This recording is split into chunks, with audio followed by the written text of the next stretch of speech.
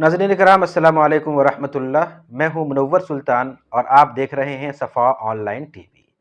آج کل اوقاف کے بارے میں بڑا ہنگامہ ہے، ہر شخص کی زبان پہ اوقاف اور اوقاف سے متعلق مسائل ہیں، لیکن سوال یہ ہے کہ کیا حقیقت میں اوقاف کسے کہتے ہیں، وقف کیا ہے، اس کا شرعی حکم کیا ہے اور اس کے جو دلائل ہیں، ثبوت ہے وہ کیا ہے، اور پھر ایک اور اہم سوال یہ کہ کیا یہ حکم آج بھی باقی ہے یا نہیں۔ اوقاف یہ وقف سے نکلا ہے، اور وقف کا مطلب ہوتا ہے کہ کسی جائیداد کو اللہ کی رضا کے لیے اور لوگوں کے نفع کے مقصد کے خاطر خاص کر دینا، یعنی اس اصل کو باقی رکھنا، روکے رکھنا کہ اس میں اب نہ تجارت ہوگی، نہ وراثت میں وہ چیز منتقل ہوگی، نہ کوئی ہبہ کر سکتا ہے، اور اس کا جو نفع ہوگا وہ وقف کی ڈیڈ یا وقف کی تحریر کے مطابق عام انسانوں کے لیے یا اس خاندان کے لوگوں کے لیے خاص کر دینا، اس کا نام وقف ہے۔ وقف ایک شرعی حکم ہے، بلکہ ایک خاص نظام ہے انفاق فی سبیل اللہ کا، اور ایک ایسا نظام ہے جس میں انسان صدقہ کرتا ہے اور اس صدقے کا فائدہ ان کو ہمیشہ ملتا رہتا ہے، جس کو عام اصطلاح میں کہا جاتا ہے صدقہ جاریہ۔ تو وقف صدقہ جاریہ کی بہترین شکل ہے۔ اللہ تعالیٰ نے قرآن کریم میں یہ بات ارشاد فرمائی ہے کہ جب تک تم اپنی پسندیدہ چیز اللہ کے راستے میں خرچ نہ کر دو تب تک تم نیکی کو نہیں پا سکتے۔ یہ چوتھے پارے کی پہلی آیت ہے۔ اس میں اللہ تعالیٰ نے جو نیکی کا حکم دیا ہے اور نیکی کی تفصیل بیان کی ہے کہ پسندیدہ چیز، جس سے محبت ہو، جو سب سے اچھی اور قیمتی چیز ان کے پاس ہو، اس کو خرچ کرنا،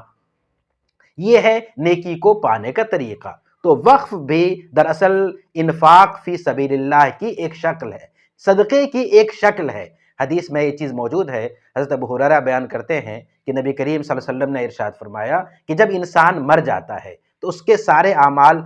ختم ہو جاتے ہیں، اعمال کا سلسلہ رک جاتا ہے، بس تین چیزیں باقی رہتی ہیں: ایک صدقہ جاریہ، دوسرا ایسا علم جس سے فائدہ اٹھایا جائے، اور تیسرا نیک اور صالح اولاد جو ان کے لیے دعائیں کریں۔ تو اس حدیث میں جو صدقہ جاریہ کی بات کہی گئی ہے تو وقف یا اوقاف یہ صدقہ جاریہ کی بہترین شکل ہے۔ وقف کرنے کا ثبوت احادیث میں موجود ہے، کثرت سے احادیث ہیں جن میں وقف کا تذکرہ ہے، یہاں تک کہ لوگوں نے یہ بات لکھی ہے کہ صحابہ کرام میں جتنے لوگ متمول تھے، یعنی جن کے پاس جائیداد تھی، ان میں سے بہت کم لوگ ایسے ہوں گے جنہوں نے کوئی نہ کوئی وقف نہ کیا ہو۔ وقف کی بنیاد ایک خاص حدیث ہے۔ حضرت عمر بن خطاب رضی اللہ عنہ نبی کریم صلی اللہ علیہ وسلم کی خدمت میں حاضر ہوئے اور کہا کہ اللہ کے رسول، مجھے خیبر میں بہت اچھی اور قیمتی زمین ملی ہے، میں کیا کروں؟ نبی کریم صلی اللہ علیہ وسلم نے ارشاد فرمایا کہ اگر تم چاہو تو اس کو باقی رکھو اور اس کا جو نفع ہے اس کو خرچ کر دو۔ تو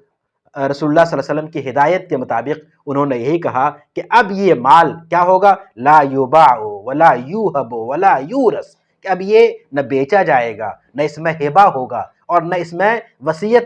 وراثت جاری ہوگی۔ اور پھر اس مال کو حضرت عمر نے فقراء کے لیے، رشتہ داروں کے لیے، غلاموں کے لیے اور مسافروں کے لیے، اور جو اس طرح کے فی سبیل اللہ سے متعلق لوگ ہیں ان کے لیے انہوں نے مخصوص کر دیا۔ یہ حدیث وقف کی بنیاد ہے۔ اسی طرح مختلف صحابہ سے یہ بات ثابت ہے کہ انہیں کوئی قیمتی چیز ملی، خاص طور پہ ابو طلحہ انصاری کے حوالے سے یہ بات حدیث کی مختلف کتابوں میں موجود ہے کہ ان کو ایک بیرحہ نامی کنواں، سرچشمہ اور باغ اور اس طرح کی تمام چیزیں ملی۔ وہ نبی کریم صلی اللہ علیہ وسلم کے پاس آئے اور کہا کہ یہ میری سب سے قیمتی چیز ہے، میں اسے وقف کرنا ہے، میں اس کے بارے میں کیا حکم ہے؟ تو نبی کریم صلی اللہ علیہ وسلم نے یہی بات کہی کہ اس کو اصل کو باقی رکھو اور اس کے نفع کو خرچ کر دو۔ تو اس طرح اگر ہم دیکھتے ہیں کہ احادیث میں خاص طور پہ وقف یا اوقاف کا تذکرہ ہے، صحابہ نے اور بعد کے زمانے میں تابعین، تبع تابعین، اور ایک پوری تاریخ ہے کہ مسلمانوں نے ہر دور میں اپنی جائیدادوں کو اللہ تعالیٰ کے لیے وقف کیا ہے۔ مورخین نے یہاں تک لکھا ہے کہ عباسی دور میں جانوروں کے لیے بھی اسپتال قائم تھے اور وہ اوقاف تھا، یعنی لوگوں نے انسان تو انسان، جانوروں کے لیے بھی اپنی جائیدادیں وقف کر دی تھی۔ تو یہ ایک پورا تسلسل ہے جو اوقاف کا چلا آ رہا ہے،